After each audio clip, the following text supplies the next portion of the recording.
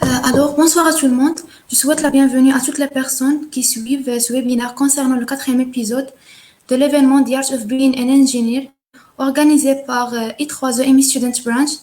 Nous avons aujourd'hui le plaisir de recevoir Madame Zineb Tabali, une ingénieure diplômée de l'ENIM, School of Industrial Management à l'Université Polytechnique Mohamed VI, et travaillant aujourd'hui en tant qu'analyste de données chez Think One, une société de recherche et de conseil spécialisée dans l'étude du marché et la compréhension des besoins des clients utilisant des approches innovantes et des techniques de recherche qualitatives et quantitatives avec avec des méthodologies avancées et des outils innovants basés sur la science du comportement et l'analyse des émotions.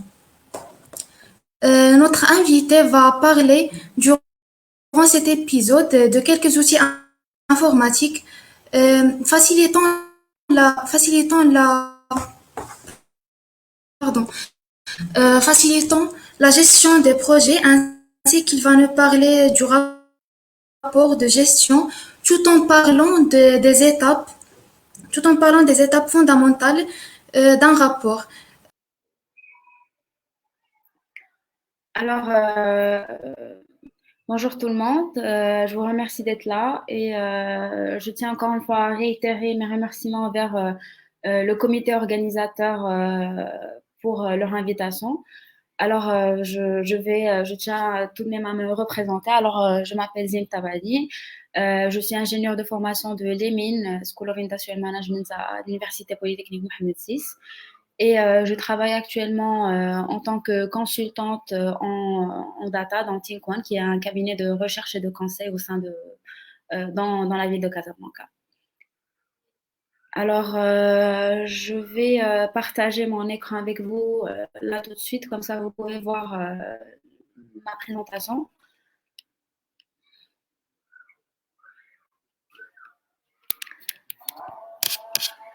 Alors, dites-moi si vous arrivez à voir.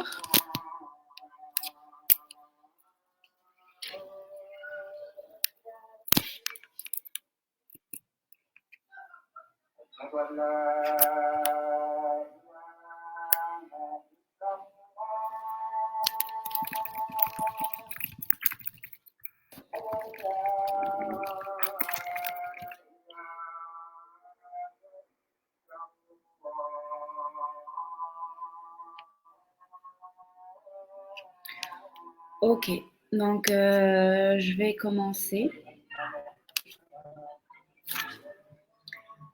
Alors, mon intervention, alors je viens ici présenter le quatrième épisode qui va porter sur sur le rapport et les outils informatiques en gestion de projet. Alors, mon intervention aujourd'hui va venir boucler le programme de formation à la gestion de projet qui a maintenant duré 4 semaines, durant lesquelles je suis sûre que vous avez beaucoup appris. Et donc, l'épisode de ce soir va porter sur le reporting et informatique and les outils informatiques. Et donc, l'objectif sera de définir les outils informatiques facilitant la gestion de projet, mais aussi les principales étapes pour la rédaction d'un rapport. Alors, le plan ou l'agenda de ma présentation se dresse comme suit. À commencer par la définition des outils informatiques pour faciliter la gestion. Puis, nous allons ensuite passer à la définition des étapes clés pour la rédaction d'un rapport, notamment comment rédiger une charte native, comment créer une structure de répartition de travail, comment séquencer les activités du projet, comment établir un calendrier de projet, toute la partie budgétisation du projet, la partie aussi matrice d'attribution des responsabilités. Et pour finir, nous allons piocher vers l'identification des risques du projet et la définition des réponses à ces risques. Alors aujourd'hui, je m'adresse à vous de par mon expérience professionnelle actuelle, mais aussi de par mon expérience étudiantine, surtout de par mon expérience étudiantine qui était très riche dans la matière et durant laquelle mes camarades d'école et moi-même étions amenés à travailler sur plusieurs projets s'étalant sur des thématiques diverses et variées, notamment la robotique, l'industrie, l'associatif, etc. Et donc, pour, enfin, quand vous commencez à penser à un projet, je pense qu'il est primordial de prendre connaissance des principaux outils et plateformes qui vont venir faciliter cette gestion de projet et qui vont venir la rendre plus ergonomique. Alors, en premier lieu, et pour ma part, pour n'importe quel projet réalisé, je pense, Gantt Project pour moi était un indispensable. Alors, qu'est-ce qu'un diagramme de Gantt? Déjà, le diagramme de Gantt, c'est un outil utilisé en ordonnancement et gestion de projet. Il permet de visualiser dans le temps les diverses tâches liées à un projet. Et donc, je pense qu'il faut aussi savoir qu'au-delà de la création slash visualisation du planning projet, ce diagramme concède la prise en compte rapide des ajustements et modifications ultérieures, tout ce qui est changement de planning, etc. Aussi l'ajout ou la suppression de tâches en cours de projet ou là en début de projet ou là en fin de projet aussi. Il permet aussi la vérification automatique de l'utilisation des ressources. Pardon. Il permet de sortir le tableau de charge, de calculer les coûts et calculer les durées minimales et enfin, optimales surtout. Ensuite, à côté de ce diagramme, je tenais aussi à vous présenter certains outils et plateformes de travail collaboratif qui sont vraiment surtout dans le contexte actuel et avec la réalité du travail à distance et des études à distance, des incontournables pour la gestion des équipes et des projets et même des entreprises. Alors, les deux exemples que j'ai souhaité vous présenter aujourd'hui sont les deux que j'ai le plus utilisés durant mon cursus et mon parcours, notamment Monday.com et Ntask. Alors, toutes les deux sont des solutions de gestion de projet qui vont venir transformer la manière de collaborer des équipes et des organisations en général, mais qui vont aussi les aider à améliorer leur productivité en centralisant les informations et les usages. Alors, si on veut entrer plus dans le détail, ces plateformes permettent de gagner en transparence dans le travail au quotidien, d'améliorer la collaboration entre les différentes équipes ou les différentes personnes, automatiser les tâches et les flux de travail, s'adapter à la manière de travailler de chacun, communiquer dans une seule plateforme et en soi centraliser sur une seule plateforme tous les événements liés au projet. Et donc, je pense que c'est pour ces raisons et bien d'autres que je préconise l'utilisation d'une plateforme en ligne afin, surtout si vous voulez améliorer la productivité et la qualité de travail de vos équipes. Alors ensuite, nous passons à la deuxième partie de la présentation qui va venir couvrir la partie reporting. Et donc, pour ce faire, le premier apprentissage sera celui de la rédaction de la charte narrative du projet. Et donc, pourquoi une charte narrative déjà? Alors, en grande partie, l'objectif de la charte narrative est de donner le plus de détails possible sur le projet, tout ce qui est but du projet, limite du projet, livrable, l'organisation du projet, la démarche à suivre pour la mise en œuvre, etc. Et donc, cette charte de projet vous permet de définir convenablement le périmètre de votre projet. Comme ça, vous avez déjà le knowledge de quel est le travail à venir, quel est le travail à faire, quelle est la charge de travail générale de votre projet. Excusez-moi. Alors, comme vous pouvez le voir dans ma slide, la charte de projet doit être structurée autour des 7 axes indispensables ci-après. Alors, le premier, c'est la présentation du projet. Et donc, dans cet axe, il faut définir les objectifs du projet et les critères de mesure de succès afin de confirmer l'atteinte des objectifs et résultats souhaités. Et donc, cette synthèse doit vraiment contenir tous les renseignements dont ont besoin les principales parties prenantes pour approuver le projet ou là pour le relire après ou là pour voir si c'était vraiment une réussite au bout du bout, etc. Le deuxième axe, c'est vraiment cadrer le projet et donc donner une description générale des inclusions et exclusions du projet. Qu'est-ce qui est dans le périmètre et qu'est-ce qui ne l'est pas. Il faut vraiment trancher sur ça dès le début. Et donc, dans cette partie, vous pouvez aussi détailler les caractéristiques de votre projet ou produit ou service et le résultat à atteindre dans le cadre de votre projet. Passe ensuite au troisième axe qui est celui de jalon. Et donc, quand je dis jalon, il faut savoir qu'ici, il ne s'agit pas de donner des dates précises, mais vraiment d'essayer d'indiquer les principales deadlines et jalons du projet. Et donc, notamment toutes les phases, toutes les étapes du projet, tous les points de vérification, les portes d'approbation, etc. Ici, on peut aussi indiquer les contraintes en termes de délai qui doivent être prises en compte plus tard en phase de planification. Passe ensuite au livrable. Dans cet axe, il faut vraiment définir les principaux produits, services, résultats, enfin ça dépend de votre projet, moi je parle en général ici. Alors vous pouvez parler de ces livrables qui doivent être fournis dans le cadre du projet en vue de réaliser le bénéfice attendu. Et donc, il faut vraiment préciser tous les critères d'évaluation de la réussite et de la qualité de vos livrables.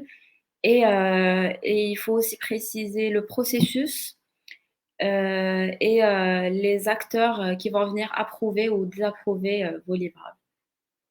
Puis ensuite, c'est la partie budget. Et donc, ici, il faut présenter le budget global. Aussi, il faut aussi présenter une estimation des coûts pour toutes les ressources utilisées, que ce soit les personnes qui vont travailler, donc les ressources humaines, mais aussi les ressources matérielles, les ressources financières, si vous avez besoin de payer un fournisseur, etc. Et donc, ces chiffrages détaillés, on pourra vraiment venir les étudier en phase de planification, mais toutefois, il faut que ici, dans la charte narrative, il faut donner un budget, que ce soit un budget précis ou un budget, une estimation plus ou moins précise, qui va venir indiquer les différentes sources de financement utilisées pour le support de votre projet. Puis en sixième axe, on a les risques. Et donc ici, il faut présenter l'évaluation initiale de vos risques, euh, les risques stratégiques au début de projet. Et aussi, pour chaque risque identifié, il va falloir évaluer son niveau d'impact et la probabilité que ce risque survienne. Euh, Probabilité faible, moyenne, élevée, etc. Et donc, par la suite, une fois ces risques identifiés, il faut venir déterminer la stratégie appropriée pour maîtriser le risque. Puis finalement, dans la rédaction de notre charte narrative, il y a la partie gouvernance. Et donc ici, il faut vraiment venir décrire la façon avec laquelle le projet sera géré et définir les instances de gouvernance qui vont être impliquées dans le processus d'approbation. Et donc, il faut définir le rôle de chaque personne travaillant dans le projet et même définir les personnes pour qui ou à qui vous allez venir livrer votre projet, qui vont l'approuver encore une fois ou le désapprouver. Ensuite, nous passons ensuite à la structure de répartition de travail. Alors, pour ma part, je pense que que l'une des meilleures structures de répartition de travail, c'est le WBS, qui est le Work Breakdown Structure. Ce WBS qui est aussi appelé, je pense, organigramme technique de projet en français. Il vient mettre en œuvre le principe de répartition de travail en proposant une méthode opérationnelle pour organiser le projet et cela en le subdivisant en unités gérables. Et donc, vraiment, le principal avantage du WBS, c'est de simplifier le projet, le réduire en parties plus facilement appréhendables par l'équipe et toutes les autres parties prenantes, bien sûr. Et donc, il vient faciliter l'organisation en permettant d'attribuer les budgets aux bonnes personnes, attribuer aussi les rôles et les responsabilités pour chaque branche.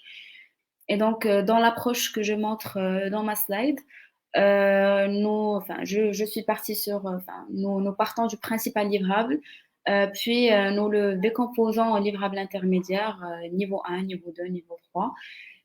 Et bien sûr, il existe d'autres critères de décomposition possibles, que ce soit par, là j'ai démontré là l'exemple, il montre la décomposition par activité, sous-activité. Et on peut aussi subdiviser par métier, par fonction, par procédé, par finalité, etc. Je passe à la slide suivante. Alors, s'ensuit la partie ordonnancement et séquencement des activités de projet. Et donc, qu'est-ce que déjà l'ordonnancement de projet, l'ordonnancement, pardon, des activités? C'est le processus d'identification et de documentation des relations existantes entre les activités du projet. Et donc, cela consiste à déterminer dans quel ordre les activités devront être réalisées. Et donc, il s'agit vraiment à ce stade d'identifier les tâches qui devront être réalisées séquentiellement, et celles qui pourront être réalisées en parallèle. Alors, comme dans chaque projet, chaque activité dispose d'un prédécesseur, sauf la première, bien sûr, et d'un successeur, sauf la dernière, encore une fois. Et donc, là, quand on est en train de séquencer nos activités, il vient il faut vraiment penser à définir les contraintes d'enchaînement et donc à penser vraiment en termes d'activité, qu'est-ce qui doit vraiment venir après l'autre. En guise d'exemple, vous ne pouvez pas prendre l'avion avant d'avoir fait vos valises. Alors, c'est ce genre de logique vraiment très simple que vous devez garder en tête quand vous êtes en train de séquencer vos activités. Alors, dans la salle, vous pouvez voir les liaisons classiques entre les activités. Alors, il y a le FD, fin début. Et donc, quand une tâche se termine, cela déclenche la suivante. Il y a DD, début. Les tâches doivent absolument démarrer en même temps. Fin, tâches doivent se terminer en même temps. Et début-fin, quand une tâche commence, cela en termine une autre. Alors, ensuite, et une fois l'ordonnancement des tâches terminées, l'ordre dans lequel ces tâches doivent être réalisées en fonction de leur priorité est connu. Et donc, l'objectif maintenant est d'estimer dans le temps combien chaque tâche va nous prendre. Et donc, cette estimation se fait selon les méthodes classiques d'estimation, bien sûr, qui sont soit le dire d'un expert, soit par analogie, si on a déjà fait un projet pareil ou si quelqu'un de notre entourage a déjà fait un projet pareil. La consultation des fournisseurs, si on attend une pièce, et donc il faut savoir combien de temps ça va prendre pour que la pièce soit livrée. Aussi, on peut avoir recours à l'usage d'un logiciel d'estimation. Il y en a plusieurs sur Internet, mais bon, ça dépend, ça dépend de la nature des tâches, bien sûr.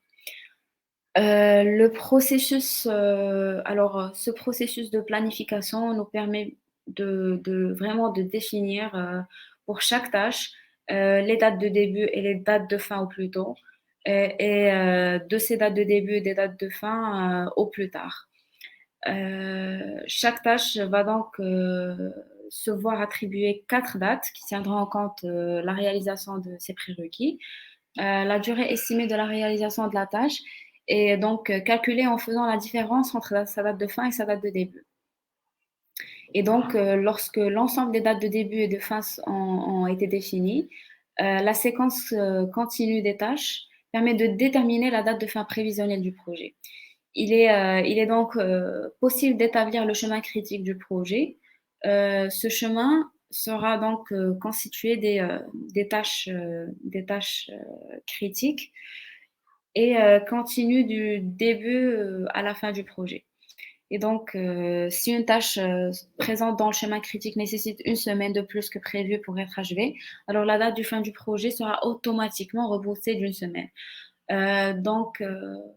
et aussi avec toutes les conséquences que cela puisse entraîner, bien sûr. Alors là, on vient définir enfin,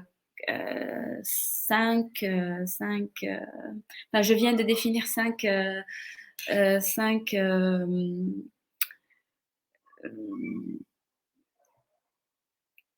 je, oui. Alors là, il a été question de 5 principes clés. Alors, il faut savoir définir la date au plus tôt d'une tâche, c'est-à-dire la date à laquelle une tâche doit peut-être démarrer au plus tôt. La date au plus tard d'une tâche, c'est la date à laquelle une tâche peut commencer au plus tard. La marge libre d'une tâche, c'est la liberté qu'a une tâche pour démarrer par rapport à la date au plus tôt. Et tout en laissant les tâches suivantes démarrer à leur date au plus tôt. Et donc, il ne faut pas venir ici empiéter sur la tâche d'après. Et il y a aussi la marche totale d'une tâche, c'est-à-dire la liberté qu'a une tâche pour démarrer par rapport à sa date au plus tôt, sans modifier la date de fin du projet. Et en finale, on a le chemin critique qui est l'ensemble des tâches sans marche. Après cela, et maintenant que nous avons réussi à estimer la durée du projet, il va falloir maintenant déterminer son budget. Et donc, pour cela, pour ce faire, il va nous falloir une estimation des charges. Cette estimation va se faire à plusieurs niveaux. Et donc, il faut le faire pour chaque tâche. Chaque tâche va venir ici faire l'objet d'une estimation. Et donc, il s'agit d'estimer un coût correspondant. Chaque personne, je pense, pour ma part, je pense que chaque personne, la personne chargée de l'activité ou de la tâche, doit être capable d'estimer le coût de sa réalisation. Et donc, après avoir fait cela, une deuxième estimation des charges doit être faite pour chaque phase. La phase conception, la phase réalisation, etc. Et cela doit être fait en fonction du découpage du projet afin vraiment de pouvoir penser au préalable et de prévoir les ressources nécessaires et les affectations de ces ressources. Et donc, c'est tous ces éléments ensemble qui vont venir nous permettre d'estimer la charge complète du projet et vont nous permettre d'établir une enveloppe budgétaire. Car je pense qu'il y a pas pire dans un projet que de se retrouver avec, je pense, que ce soit plusieurs personnes qui font la même chose ou peut-être même toute l'équipe qui va venir négliger une tâche importante parce que chacun pense que c'est pas lui de la faire ou quelque chose d'autre. Et donc, comment venir éviter ce genre de situation? Eh bien, c'est vraiment la répartition des tâches et l'affectation des responsabilités d'une manière claire et transparente is key in here. So, pour ce faire, et pour que cette répartition des tâches soit vraiment claire et transparente, comme je viens de le dire, l'outil ou plus ou moins le diagramme, le tableau que je préfère utiliser ou la matrice s'appelle RACI. Alors, R stands for responsible, A pour accountable, C c'est consulted and E c'est informed. Et donc, cette matrice va venir nous permettre d'identifier clairement qui sont les membres actifs du projet et quelles sont les tâches qui leur sont attribuées, qui est vraiment l'unique décideur, qui sont les membres qui peuvent être sollicités pour les conseils et quelle est là où les personnes qui ont, que l'on doit informer des évolutions du projet. Alors ici, comme vous pouvez le voir dans cet exemple. Alors là, c'est un exemple d'une matrice RACI d'un projet informatique. Et donc, ici, on peut voir que pour chaque tâche ou pour chaque étape du projet, on a mis et pour chaque ressource de notre projet, on a l'attribution d'une tâche. Et donc, je voulais juste vraiment expliquer plus en détail alors la tâche ou les tâches de chaque chaque personne. Et donc, responsible, vraiment le terme français qui est le plus adapté ici, c'est pas le responsable, c'est plus le réalisateur. Et donc, dans cette case, ou là, pour la personne qui trouve un R dans sa case, c'est la personne qui doit exécuter la tâche effectuée, pardon, qui lui est déléguée. Et donc, le R a donc la responsabilité de faire le travail et de mener à bien la tâche assignée avec les moyens dont il dispose. Aussi, accountable. Alors, la personne qui a un A, c'est la personne qui est tenue responsable de la réussite ou de l'échec de la tâche. Et donc, c'est la personne en question qui est responsable de l'atteinte des objectifs et c'est la personne à qui il faut, qui doit rendre des comptes au final. Consultant, dans cette case, alors nous allons venir mettre là où les personnes encore à consulter pour un avis. Ça peut être un consultant, peut-être un professeur, enfin, ça dépend. Ou une personne du métier. Il y a aussi en dernier lieu informed. Et ici, il s'agit de mettre là où les personnes, encore une fois, qui doivent être informées de la progression d'une tâche donnée.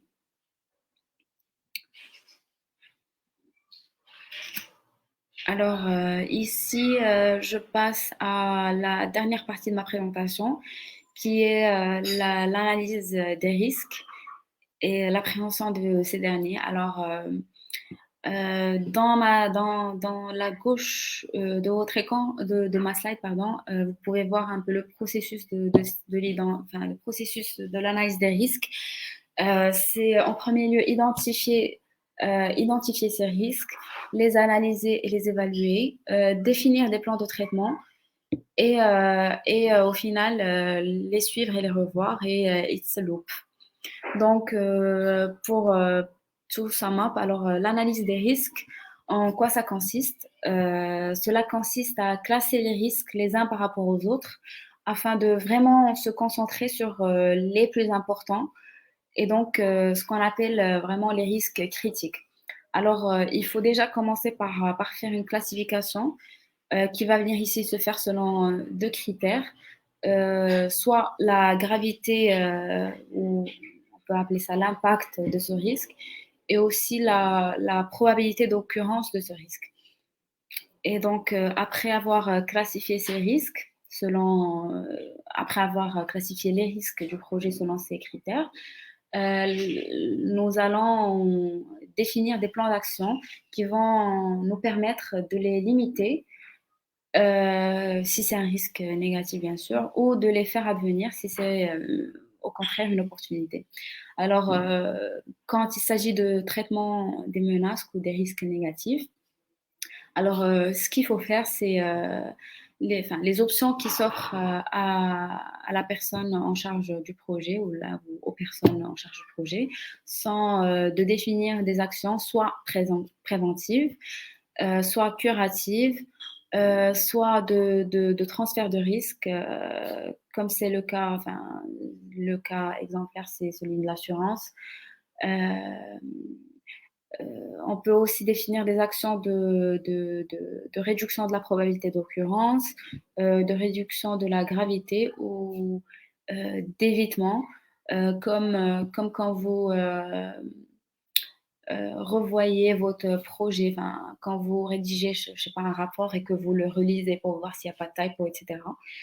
Et il y a une dernière action à faire, c'est l'acceptation. Alors, vous pouvez faire tout ce que j'ai dit auparavant, quand vous pouvez décider de rien faire. Mais ça doit vraiment être une décision et pas quelque chose qui va venir vous tomber dessus. Aussi, on peut aussi venir traiter les opportunités ou plutôt les advenirs.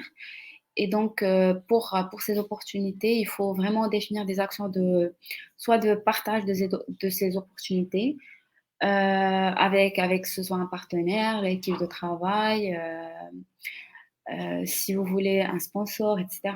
Ou on peut aussi définir des actions d'augmentation de la probabilité d'occurrence, d'augmentation d'impact, ou encore une fois d'acceptation. Et donc, on sait qu'on a une opportunité qui se présente devant nous et on choisit de rien faire, encore une fois. Alors, voilà, j'arrive ainsi à la fin de ma présentation. Et donc, en guise de synthèse, enfin, juste pour synthétiser ce dont j'ai parlé, mon intervention aujourd'hui a couvert en premier lieu la définition des outils informatiques pour faciliter la gestion du projet. Puis après, je suis passée à définir les étapes clés pour la rédaction d'un rapport et qui sont principalement la charte narrative, la structure de répartition de travail, le séquencement et l'ordonnancement des activités de projet, l'établissement d'un calendrier projet, la création d'un budget de projet, la création d'une matrice d'attribution des responsabilités avec l'exemple de la matrice RACI. Et enfin, et en dernier lieu, l'identification des risques du projet et la définition des réponses à ces risques. Et donc, voilà, mon intervention a touché à sa fin. Je vous remercie encore une fois d'y avoir assisté. Et si vous avez des questions, n'hésitez pas. Je vous souhaite une bonne continuation, une bonne fin d'année.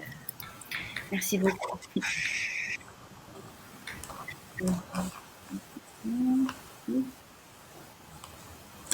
Merci, Madame Zineb, pour votre précieux éclairage. Et maintenant, on passe à la partie des questions.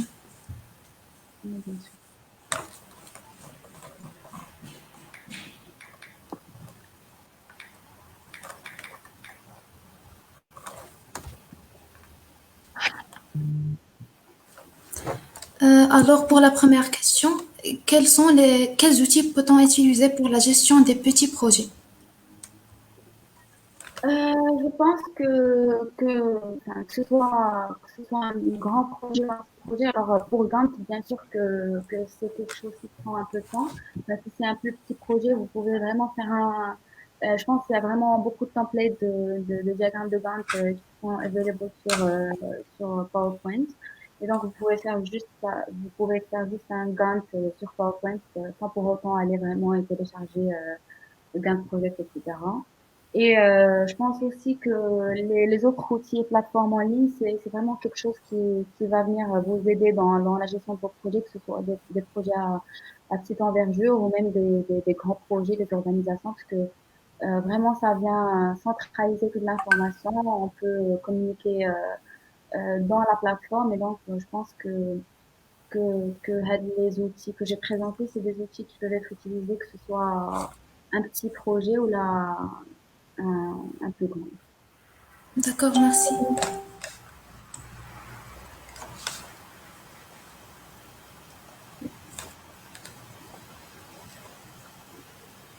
Alors, j'attends s'il y a d'autres questions.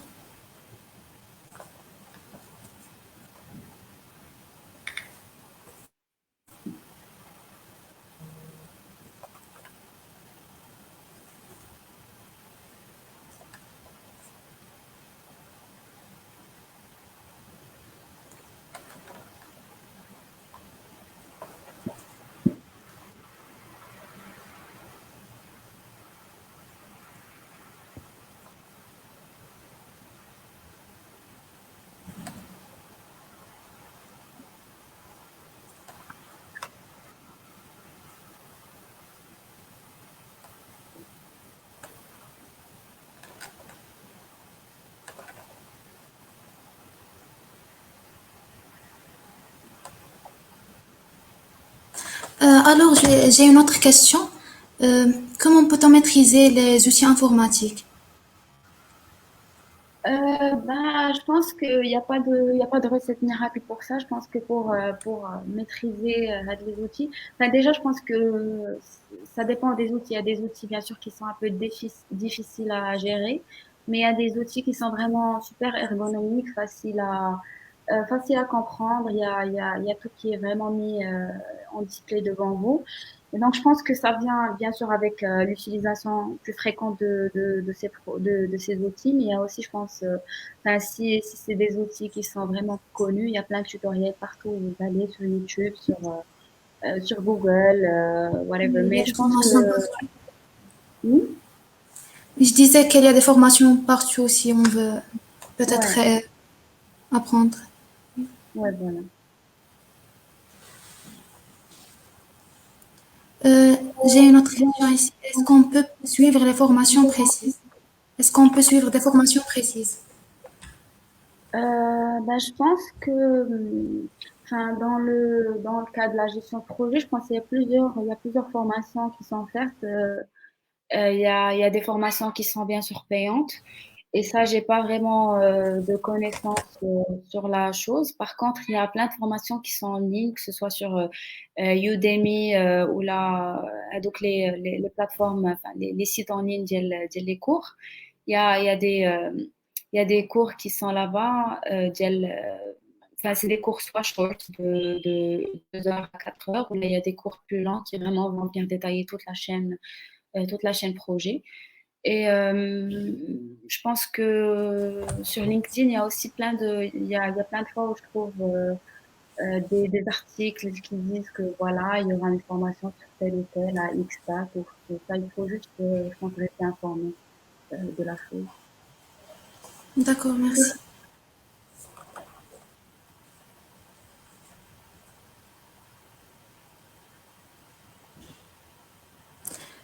Donc, Abir te pose la question, comment peut-on récupérer un projet menacé par l'échec? Bah, je pense que déjà, il faut, enfin, c'est pour cela que l'on va venir déjà au début définir et analyser les risques du projet, parce que je pense qu'il ne faut pas se laisser surprendre à la fin par un risque enfin, qui était vraiment obvious et pour lequel et auquel on n'avait pas vraiment pensé auparavant. Et donc, il faut vraiment, dans la partie analyse de projet, enfin, analyse de risque du projet, pardon, pas prendre le truc à la légère et penser à tous les scénarios possibles, brainstormer avec l'équipe, si c'est une petite équipe, si c'est une plus grande équipe, en parler aux personnes et vraiment voir tous les scénarios possibles pour pouvoir les appréhender parce que je pense que déjà la partie appréhension de la chose, ça vous permet de vous préparer s'il y a un risque précis et de voir comment gérer tous les scénarios à risque. Mais aussi s'il y a vraiment quelque chose qui vous tombe dessus à la dernière minute, bah faut savoir, enfin c'est ça aussi le rôle d'un chef de projet. Je pense qu'il faut savoir euh, enfin, s'en sortir, pardon. Et je pense que ça vient par l'expérience. On peut parler aux personnes qui ont plus d'expérience que nous et il y a pas de mal à ça. D'accord, je te remercie. Je vous remercie, pardon. Ah, enfin, Donc, on passe. Alors, la question suivante, quels sont les types de risques qui représentent des limites pour le projet? euh, les types de risques, alors je pense enfin, ça dépend de la nature du projet, encore une fois. Moi, enfin, pour ma part, durant déjà le cursus d'écolinger, j'ai fait plusieurs projets. Et les thématiques étaient différentes, pardon, et donc à chaque fois il y avait des risques qui étaient vraiment différents. Là-bas, s'il s'agissait de la mécatronique, le risque était là-bas qu'on nous livre pas les pièces demandées à temps parce que là-bas, on faisait la conception et la réalisation pardon, d'un bol droïde. Et donc, le risque principal pour nous, c'était, enfin, on avait commandé ouais, la partie inférieure de notre robot et la partie en plastique pour mettre dedans avec la partie électronique. Et donc, le risque, c'était en soi de pas recevoir à dit la pièce à temps, sachant qu'on avait nos soutenances à une date précise, etc. Il y a aussi le risque que, voilà, on achète une pièce et que ce soit pas la bonne.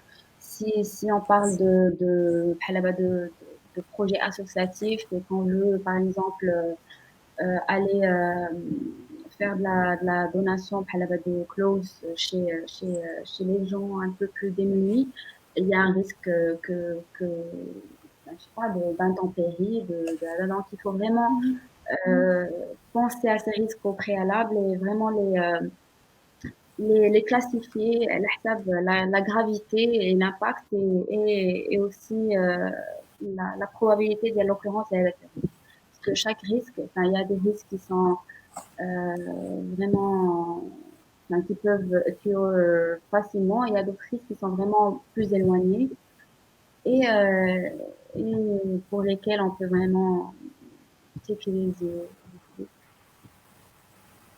Enfin, j'espère avoir répondu à la Donc, question. Oui, je comprends qu'il faut faire une étude approfondie avant d'entamer un projet pour ouais. éviter les risques. Euh, alors, Ashraf te pose la question. Quel est votre conseil pour toutes les ingénieurs fraîchement diplômés? Bah, mon conseil vraiment pour les ingénieurs qui viennent de diplômer, c'est de vraiment voir ce qui les passionne et faire ça. Je pense qu'on est encore jeune, qui a encore le temps enfin, qu'on a encore le temps de nous développer, que ce soit de développer surtout notre mental. Et donc, je pense que les premières années qui vont suivre notre diplomation, parce que moi aussi, je suis promo 2019, donc les premières années pour moi, là, c'est des années où j'ai envie d'apprendre et vraiment même plus qu'en école, tu vois, genre j'ai envie d'apprendre, de me casser la gueule, de tu vois, j'ai envie d'avoir beaucoup de challenges, de me challenger moi-même, de voir l'étendue de ce que je peux faire. Donc, je pense que Adiel, le conseil phare que j'ai, le conseil phare que j'ai à leur donner, c'est vraiment d'essayer de pousser leurs limites et de pas, enfin, pour ma part, Anna, j'ai pas envie d'aller dans une structure dans laquelle je vais juste me reposer et faire mes 8 heures de travail ou quoi. Mais vraiment d'essayer de chercher. Il y a plein de trucs sur Internet à faire. Il y a de se documenter même, de faire beaucoup de lectures, de faire beaucoup de formations. Il y a d'abord avec ce qui s'est passé, enfin, avec Covid. Je pense qu'il y a plein de trucs online. Il y a plein d'opportunités, par exemple, online qui se sont ouvertes aussi. Donc, je pense qu'il faut vraiment cultiver the brain. Oui, l'auto-formation est très importante aujourd'hui. Mm. Merci. On passe à la question suivante. Alors, Ayoub te pose la question suivante. Premièrement, merci pour votre présentation. Ma question est, c'est quoi le conseil que vous pouvez donner pour un junior project manager fraîchement diplômé? Est-ce qu'il peut prendre la responsabilité de gérer un projet de A à Z dès le début ou elle doit rester sous la responsabilité d'une autre personne bien expérimentée? Bonne question, Ayoub. Je pense enfin, Anna, pour ma part, le conseil que je pourrais te donner, c'est que, enfin, si l'organisation ou si l'entreprise en question, elle te fait assez confiance pour te donner la responsabilité de gérer le projet de A à Z, bah, prends-la, bien sûr, prends-la à fond. Et après, quand tu auras besoin quand tu as un questionnement, là, quand tu as besoin d'aide, tu peux toujours aller demander à la personne. Quand tu sais pas faire X, Y, Z, tu peux toujours aller demander de l'aide. Et donc, je pense que c'est comme ça que tu peux monter en compétence dans ce que tu fais. Et je pense que c'est super. Et si on te donne l'occasion de vraiment de démontrer ou de gérer avec la responsabilité comme là, il faut vraiment l'apprendre. Why not? Pourquoi rester dans la réserve et dire que tu peux pas faire A ou B? D'accord, merci. Donc, on passe aux questions suivantes. Myriam te pose la question suivante. Comment peut-on anticiper et limiter les risques qui pourraient survenir lors du lancement d'un projet? Bah, je pense que pour faire l'analyse des risques du projet, il faut comme pour l'estimation de la durée des tâches de projet, il faut vraiment voir, enfin, soit si vous avez utilisé les mêmes techniques, que ce soit aller voir un expert qui s'y connaît dans le sujet, qui va vous dire attention, faites attention à ça ou ça ou ça, mais aussi faire un brainstorming d'équipe, essayer de penser à tous les scénarios possibles. Il y a aussi l'analogie, si vous avez déjà fait un projet pareil, que vous savez il y a un petit risque ou là que vous avez eu vraiment quelque chose qui s'est mal passé, un autre projet qui est un peu similaire à l'un. Vous pouvez anticiper toutes ces choses. Il y a aussi la checklist. Vous pouvez checker sur Internet s'il y a ben, des articles sur le même sujet qui te disent, bah voilà, be aware of this or be aware of that. Il y a aussi l'analyse SWOT qui est strengths, weaknesses, opportunities and threats of the project. Et c'est quelque chose qui doit être aussi fait au début du projet pour aussi avoir de la vision globale et la vision globale du projet. Je vous remercie. On passe aux questions suivantes. Alors, une autre question de Loubna. Selon vous, quelles sont les techniques nécessaires qui devraient être maîtrisées en tant qu'ingénieur en dehors de la formation universitaire?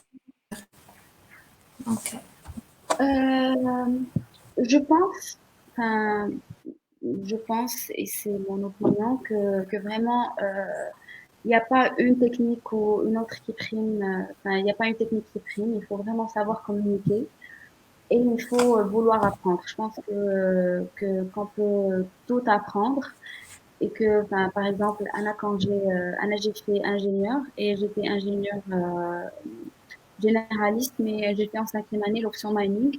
Et donc, après avoir fait avec l'option mining, là, je travaille dans le conseil en stratégie. C'est un domaine enfin, c'est un truc nouveau pour moi. Il faut juste accepter la chose et en faire un apprentissage. Je pense que durant le cursus d'ingénieur, on a appris pas mal de trucs et on s'est toujours débrouillé. Donc, pourquoi pas dans le domaine du travail, il faut juste avoir